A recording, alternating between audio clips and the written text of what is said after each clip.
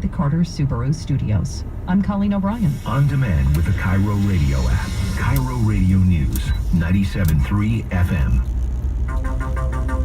This hour of Seattle's Morning News is brought to you by Wilcox Family Farms. Coming up, day 2 of the legislative session in Olympia. Hannah Scott tells us about plans for a comprehensive program to get opioid addicts out of tents and into treatment. David Farenthal joins us from the Washington Post to talk about the president's tendency to improvise while under oath, and author Michael Wolff's tendency towards truthiness. And we'll hear from a listener who manages restaurants and says there is a legal way to get around Seattle's soda tax. First, choke points. As you're sitting in your car wondering why the state just doesn't build more lanes, since clearly there's a demand for them, we want to share what the man in charge of the roads thinks of that idea. Chris? Yeah, this is something that we hear all the time. Something you're probably wondering about as you're taking nearly 90 minutes to go from Everett to Seattle right now. Would our congestion go away if we just added more lanes? It's something that Secretary of Transportation Roger Millar hears a lot too. You hear from your constituents, I hear from people, if you just add a lane, just, get that HOV out of lane, let me drive. Just add a lane, we can solve this. Speaking before the House Transportation Committee in Olympia on Monday, Millar addressed that recent study, came out just before Christmas time, showing that the average commuting time between Everett and Seattle in the morning is 94 minutes. That's a 27-mile drive. It should take you 30 minutes if you could go the speed limit. So Millar posed this question to his staff. What would it take so that everybody who lives here today could drive the posted speed limit through the Central Puget Sound anytime they wanted? From Marysville to Olympia, using I-5 or 405, or Seattle to Issaquah. He even included other city centers like getting around Spokane or Vancouver. If the state wanted to build its way out of the congestion so everybody could drive at the speed limit, this is what Roger Millar says it would really look like. It's 451 additional lane miles of highway, estimated cost of $115 billion. And if we built that over 20 years, the gas tax to do that would be somewhere between $2.20 and $2.50 a gallon. But Millar says that's just to fix things today. That doesn't factor in the reality of our region, that it's continuing to grow at an incredible rate. That $115 billion is what it would cost today. It assumes no growth in population and employment. So if we wanted to solve congestion and do a 20-year program, we'd probably have to add 30 to 60% to that to address the growth in demand on the system. That's 30 to 60% added to that $115 billion just to manage what we think might be happening. That's more expensive than transit. Yes. Oh, completely. Might get done faster. But I digress. Even if the state had that kind of money and the political will to try to build that many new freeway lanes, the cities that those freeways connect to would also have to keep up to handle all that new demand, or you would have nowhere to go from the freeways into the cities. If the interstates were that big, if I-5 was 18 lanes wide, once we got you to the off-ramp, you'd have to build the city street system to absorb that traffic. You'd have to look at all of the other state highways to absorb that traffic. Imagine 18 lanes of traffic of I-5 trying to spill onto the existing Mercer ramps. Has any city tried to do that? Houston has tried. They built a brand new freeway, 2011, that was, I think it's 18 lanes wide. 9 and 9, not 18 and 18, because that would be 36. And so what happened is, for the first couple of days, it went great. Everybody was flying. But what eventually happens is, where there's road, people will fill it. And eventually it's broken down to it's going ridiculously slower than it was beforehand. And they have express toll lanes on that system as well. They're kind of working because they manage it a little bit differently, a little different kind of system than ours. I don't know the exact details on the why or how, but so that's basically what the city said. The state is saying is they don't think the state can build its way out. So if that's not the solution, what is? And Millar says his agency is thinking that what they have to do moving forward is using the roads more efficiently. They add limited capacity where they can, like shoulder use driving, things like that, and then think differently about congestion. As you would imagine, that portion of his presentation was very light on details and exactly what that means, but he was adamant that building our way out is not necessarily the way to do it. One, we can't afford it. Two, we don't have the room. And three, the other cities would not be able to handle what we do. And our growth is just going to always, at least right now, outpopulate what we're trying to do to keep up with it. Wow. So does this translate into, where does this lead? I mean, what's the next step? Well, the next step is just kind of the fact that the state says they're going to try to have to look at things different, managing what we have in a different way, which means more transit, more carpools, getting people out of their That's what cars. we've been doing. Exactly, but trying to, looking for opportunities like shoulder driving on I-90, like I told you about, things that they're looking at to try to find limited capacity here or there. They just don't see building out as a way of this working, and we don't have the money to do it if we did. And I'm not sure if people cried, whatever, when we raised the gas tax portion up to about 50 cents. Just imagine if it was $2.50, just the gas tax portion. We're about to destroy 6 lanes by taking that viaduct down. Right, but we're making an 8-lane throughway, which is going to be the primary truck route out of the port, right along the waterfront. So we're going to make 6 lanes into 8, but it's going to be on one level. You sure nobody's secretly campaigned to keep the viaduct up, given that it would be like $200 million actually to take lanes away? Yeah, well, the thing is that it's just not seismically kosher to stay up. That thing's got to come down to be safe. Now, there are people campaigning to keep portions of it alive, so you can make little parks or things like that, like they've done in other cities with their expressways and railways. But so they're replacing 6 with 8. They're tearing the thing down. That thing is just too structurally unsafe. They got to get it out of there. Thank you, Chris. Chris is back with traffic in a moment. First, though, Joe Ranieri is going to give us the Car 7 pinpoint forecast. Joe. Hey, good morning. We are seeing mainly dry conditions to start things off on your Tuesday morning. A chance to see some passing showers here and there, mainly throughout the northern part of Puget Sound. Daytime highs will be topping out right around the mid to the upper 40s, about right on track for this time of year. By tomorrow, we start off dry, but expect to see afternoon showers by 3:30, 4 o'clock tomorrow. And we'll be seeing some very wet and windy conditions heading into Thursday. I'm Cairo 7 pinpoint meteorologist Joe Ranieri. 46 at the Carter Subaru Studios, and that takes us to traffic time, brought to you by Online Trading Academy. And we're still dealing with a series of crashes across the board that are really messing us up. The I-5 southbound drive getting into and through Marysville now have a 3-mile backup because of this crash blocking the left lane right through the heart of Marysville. Looking at the southbound direction of 405, it's jammed from basically Cold Creek Parkway all the way down into Renton because of a crash that's blocking the HOV lane and the right general purpose lane right after 167 in Renton. That's a 15-minute delay there. Also dealing with a 5-mile backup on eastbound 512 trying to get it to a crash near Meridian in downtown Puyallup. So that's a pretty nasty series of crashes we have there to go with a pretty heavy day. Hour and 20 minutes from Everett to Seattle or Everett to Bellevue. Renton to Bellevue is 45 minutes. Federal Way to Seattle is also rolling at about an hour, and the Lake Bridges are starting to fill in the westbound direction. This report brought to you by Online Trading Academy. Attend a free power trading workshop. Text the word traffic 57682. Register for ongoing Bellevue workshops and a Tumwater workshop tomorrow at 1 and 5:30. Age 14, Seattle's morning news. Dave Ross and Colleen O'Brien. We've been hearing reports that there's going to be a sit-down involving President Trump and Special Counsel Robert Mueller. This would be the first formal interview of the president in this investigation, which began with allegations of Russian meddling in the 2016 election. Before that, we have the negotiations, first of all, to see if this interview will happen at all, and then to decide who will be present.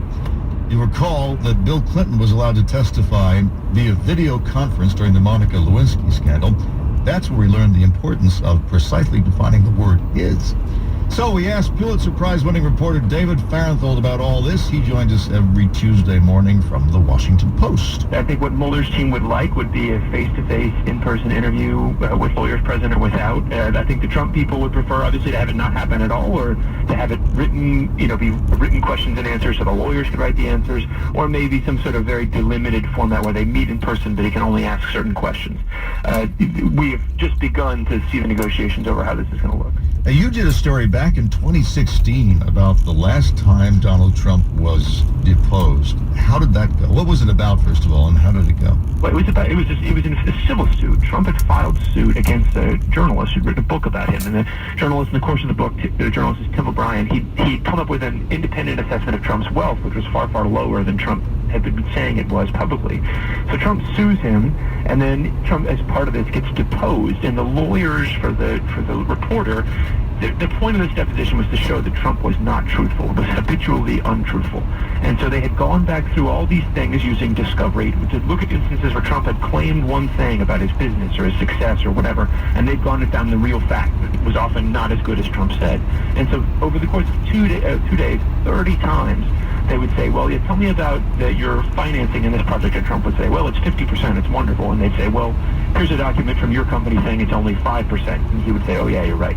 It happened again and again and again, and I talked to experts on lying, people who study lying about this interview, and they said they were surprised how often that Trump would be false about something that was so easily disproven. It seemed like there was no strategy to his falsehoods, that he would continue to repeat them.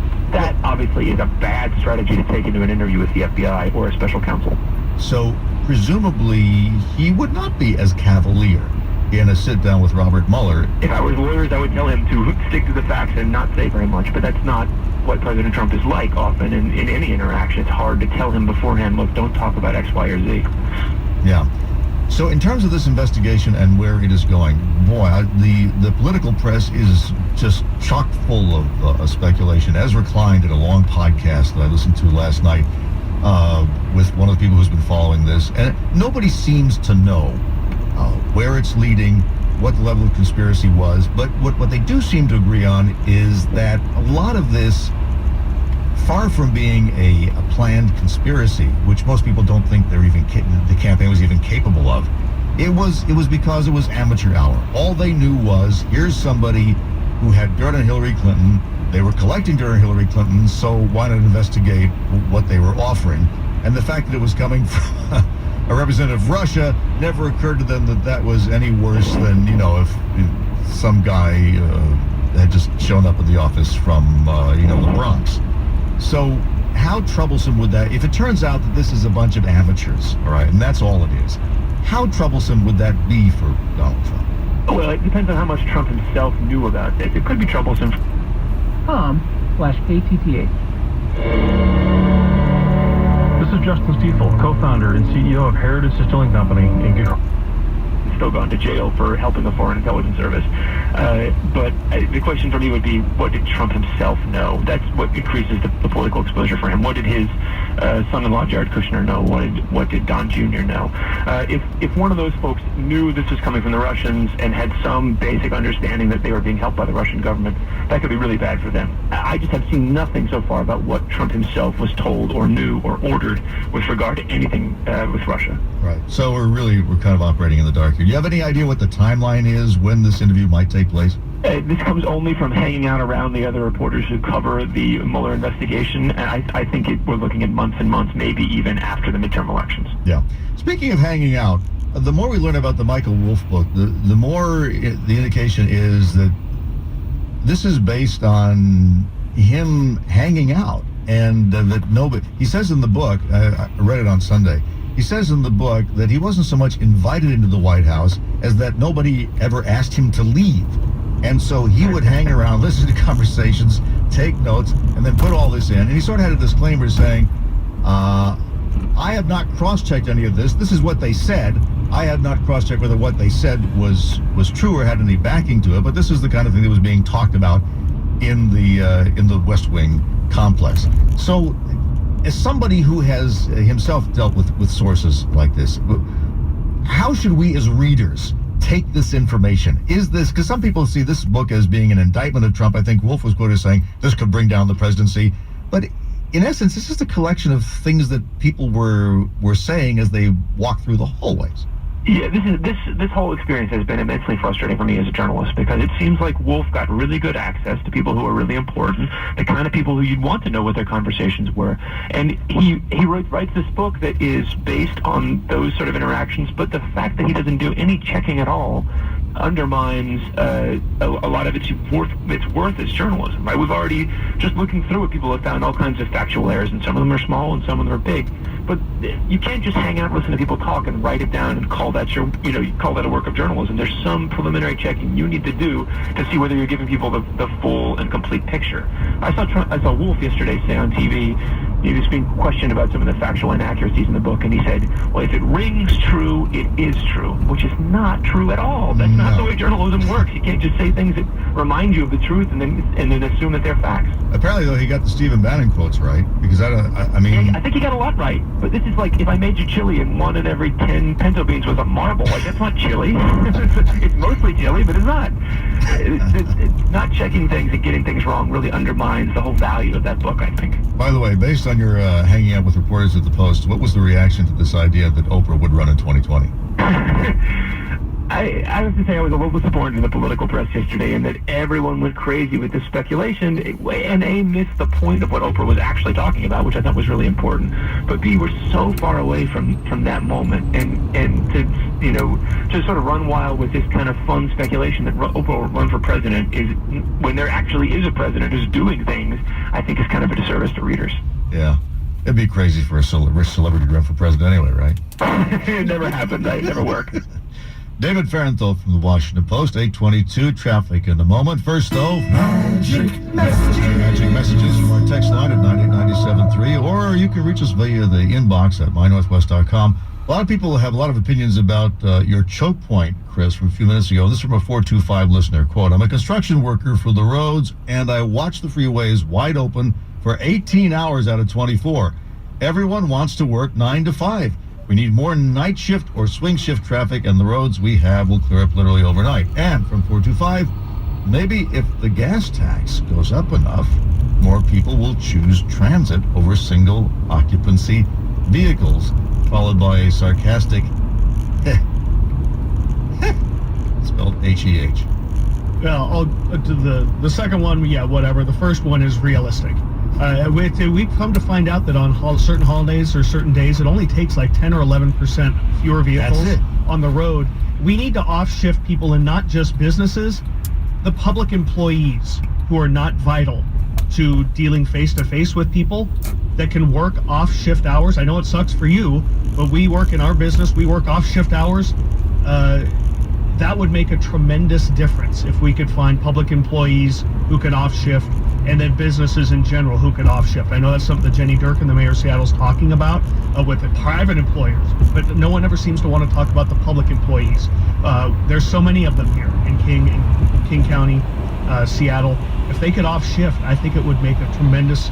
I know it's a big change in your life, but it might make your drive better. Who knows? Maybe you could telecommute. I don't know. I know that's a solution that I think is viable and something that we could do relatively easily, even though I know it's a pain in the you-know-what for the families of people who have to off-shift. As someone who works a really crazy shift like you do, Dave, you know what it's like to work an off-shift for many, many, many, many years. Make Issaquah the King County seat. Move all that stuff out there. Boy, can you imagine the uproar of people if Dow Constantine's staff had to move from their cozy little houses in Seattle and move to Issaquah?